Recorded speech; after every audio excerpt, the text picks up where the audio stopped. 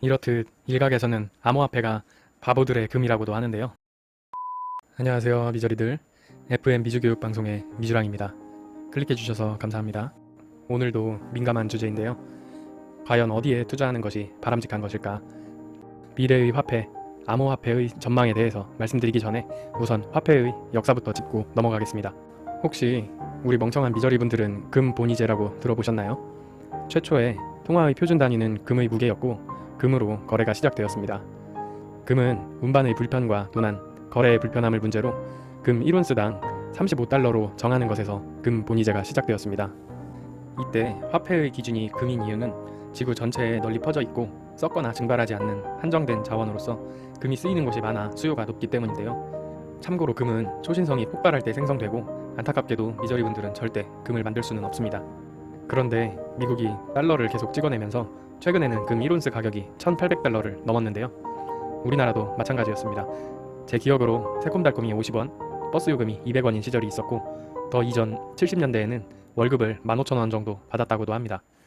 오늘날의 시급을 당시에는 월급으로 받은 셈인데요. 지금의 가격과 상당한 차이가 나는 이유는 화폐 가치의 하락, 즉 우리나라도 원화를 계속 찍어냈기 때문입니다. 이제는 화폐 종이 쪼가리 실물을 실제로 찍어내지는 않거나 찍어내는 양이 적을 것 같고 우리가 코로나 지원금, 상생 지원금 받은 것처럼 그냥 개인별로 발급된 카드에 일정 금액을 싸주는 식으로 화폐를 찍어내는 효과를 내는 것이 아닌가 싶습니다. 어쩌면 국가에서 월급을 받는 공무원의 월급도 마찬가지로 그냥 숫자만 통장 계좌에 찍히는 것일 수도 있습니다. 아무튼 눈치채신 미저리분들도 계시겠지만 70년대에 월급을 15,000원 받고 알뜰살뜰하게 저축을 잘 하신 성실한 노동자 김성실 씨와 저축하지 않고 땅 사고 집 샀던 박부동산 씨의 빈부 차이 격차는 상당할 텐데요. 부동산 가격 폭등의 원인으로 여러 요인이 있겠지만 근본적인 원인은 앞서 말씀드린 화폐를 계속 찍어냈기 때문입니다. 이것이 물가 상승의 주요 원인이 되었고 물가 상승만큼 그 가치를 방어할 수 있는 재화는 금과 마찬가지로 절대 찍어낼 수 없는 부동산이 대표적입니다.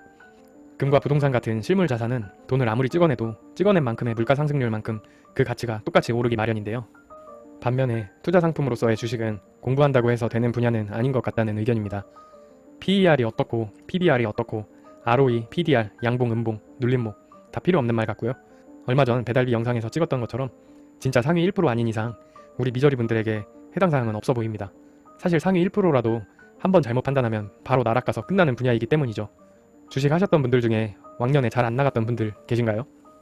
정말 그 기업의 발전 가능성을 보고 회사의 주주로서 수익을 배당받는 취지가 아닌 뭐 좀 해보려고 주식하는 분들은 지금까지 몇 번 수익 좀 봤다고 해서 우쭐대다가는 바로 나락갑니다. 그리고 거래 사례 등을 통한 알고리즘으로 인공지능 주식 자동 매매 프로그램을 돌리는 것은 특별한 사정이 없는 한 꽤 좋아 보이기는 합니다. 주식에 대해서는 추후에 다른 영상에서 좀 더 깊게 다루겠습니다. 아무튼 이 범지구적인 사기 시스템을 알고 있는 소수는 핵심지 부동산과 같은 실물 자산을 모아서 존버하거나 금을 사들여 화폐 가치 하락을 방어하면서 지금껏 막대한 부를 이루었습니다. 화폐를 무한히 찍어내던 기존 시스템에 반발하여 시작된 것이 마음대로 찍어내지 못하는 암호화폐인데요. 많은 분들이 수익도 보고 손실도 보셨을 테지만 암호화폐는 공식 화폐로 인정을 받아야 그 가치가 모두에게 통용됩니다. 예를 들어 한정판 유희왕 카드가 유희왕을 하는 사람들한테만 거래가 될 텐데 아무리 전 세계에 하나뿐인 카드라고 하더라도 유희왕을 하지 않는 사람들한테는 아무짝에 필요가 없기 때문에 유희왕 카드가 화폐로서 가치가 있는가 하는 문제가 있습니다. 이렇듯 일각에서는 암호화폐가 바보들의 금이라고도 하는데요. 물리적 형태, 법적 장치, 통제 주체가 없다는 점에서 안정성이 떨어집니다. 저도 2015년도에 비트코인 50만원어치를 샀다가 사이트 주소가 몇 번 이전된다고 하더니 통폐합 수차례 거치고 그냥 어딘지도 모르게 사라졌습니다. 아예 추적도 불가능하게 증발했습니다. 아무튼 실물 화폐가 이미 시장을 완벽하게 장악하고 있으므로 후발주자라는 점, 일반인들에겐 충분히 복잡하고 어렵다는 점, 법적 안정성이 낮다는 점 등이 대표적인 단점인데요. 해킹으로 털릴 경우 이를 되찾을 방법은 없다고 보면 됩니다. 현 상황에서 비트코인의 미래를 예측하는 것은 쉽지 않습니다. 지금의 비트코인은 화폐로서의 기능보다는 특이한 투자 자산 정도로 인식되는 경향이 좀 더 큰데요. 비트코인을 받는 오프라인 매장은 극소수이며 비트코인을 주요 단위로 하여 회계 장부를 작성하는 곳도 없습니다. 또한 역사적으로 가치의 변동성도 상당히 높아 안정적으로 가치를 보관한다는 화폐의 기능을 수행하기는 쉽지 않아 보입니다. 이러한 문제점이 해결되지 않는 이상 비트코인은 화폐보다는 투자 자산으로 인식될 것입니다. 그런데 아이러니하게도 비트코인이 투자 자산이 될 수 있는 이유는 그것이 화폐의 역할을 할 수 있다고 인식되기 때문입니다. 이 뭔 개소리야! 비트코인의 초기 개발자 마이크 허니 평가한 비트코인의 문제점을 말씀드리며 영상 마무리하겠습니다. 지금 가진 돈을 옮길 수 없다. 현실적으로 송금 수수료를 물어야 하는데 수수료율을 예측할 수 없으며 심지어 빠르게 증가한다. 구매자가 물건을 들고 가게 문을 나선 뒤에 단추 한 번만 누르면 결제를 취소할 수 있다. 당신이 이 기능을 모른다고 해도 상관없다. 비트코인이 이를 허용하도록 바꾸기만 하면 그만이다. 거대한 백로그와 신뢰할 수 없는 결제에 시달린다. 중국이 통제한다. 이를 개발 중인 회사와 사람들이 내전을 벌인다.